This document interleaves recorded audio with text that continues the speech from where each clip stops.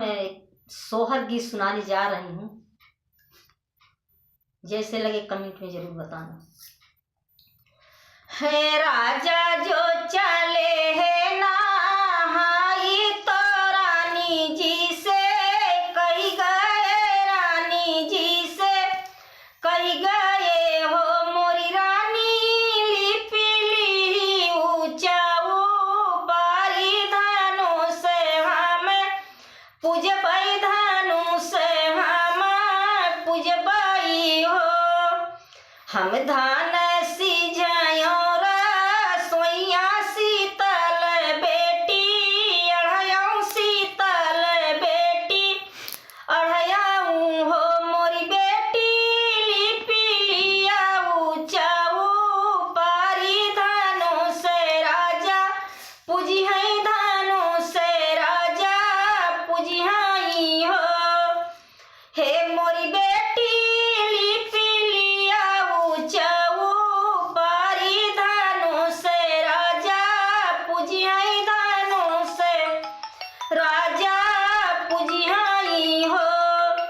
सुरहिनी गैया के गोबरा जमुना जले पानी, जमुना जले पानी हो। सीता दाएं हथेली पैचाऊ पारी बाएं से धनुषा टराई, बाएं से धनुषा टराई हो। हर सीता दाएं हथेली पैचाऊ पारी बाएं से धनुषा टराई, बाएं से धनुषा टराई हो। नहाई धुए के राजा आए तो रानी से पूछे, तो रानी से पूछाई हो। हरि रानी के ही लिपाई चाऊ पारी के ही धनुषा टारई, के ही धनुषा टारई हो।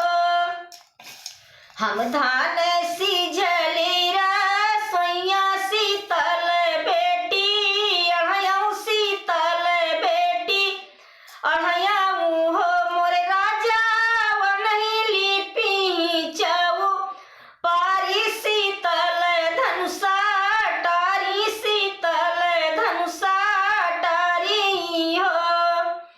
मोरे राजा सीता बेटी लिपि चाऊ पारी शीतल धनुषा टारी, शीतल धनुषा टारी हो। राजा तो बेटी का बोलावे तो जांघे बैठावे, तो जांघे बैठावई हो। और बेटी जौन मांगन तुहू मांगऊ हई हम देबई, हई हम देबई हो। और पहिला मांगन सिया मांगई जवानी विधि पुरवई, जवानी विधि पुरवई हो। पिता ससुरु तौले बै राजा दशरथ सासु कावो सिल्या रानी, सासु कावो सिल्या रानी हो। दूसरा मांगन सीता मांगई जवानी विधि पुरवई, जवानी विधि पुरवई हो। पिता पतिता उले बै भगवान देवरे भैया लक्ष्मण, देवरे भैया लक्ष्मण हो।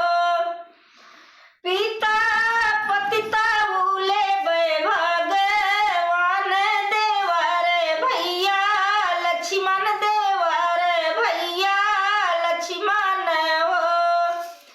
तीसरा मांगन सिया मांगई जवानी विधि पुरवई, जवानी विधि पुरवई हो। हर पिता ले बाई सर जुना हवन तबीरे हनुमाना, तबीरे चौथा बचन सिया मांगै जवानी विधि पुरवै जवानी विधि पुरवाई हो। पिता लेबै अयोध्या कै राजे अयोध्या चली जाबै अयोध्या चली जाबै हो। अरे पिता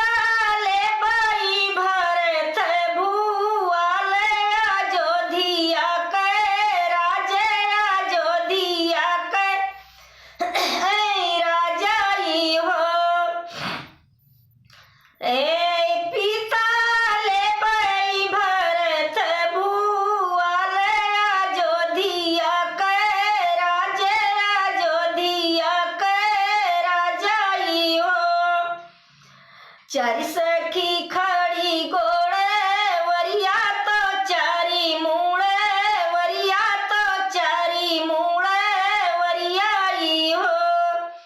सीता कवन कवन तप की तो राम बरे पायु तो राम बरे पायु हो।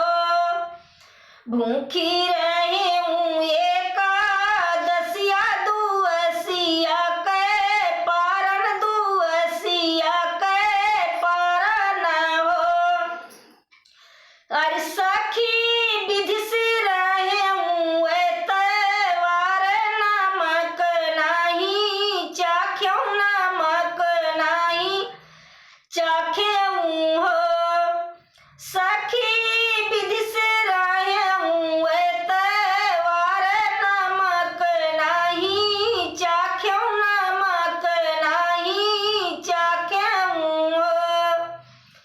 भूखी रहब एकादशिया दुअसिया के पारन दुअसिया के पारन हो। हे सखी विधि से रहब एतवार तो राम बरे पौबै तो राम बरे पौबै हो। अब नाही दाए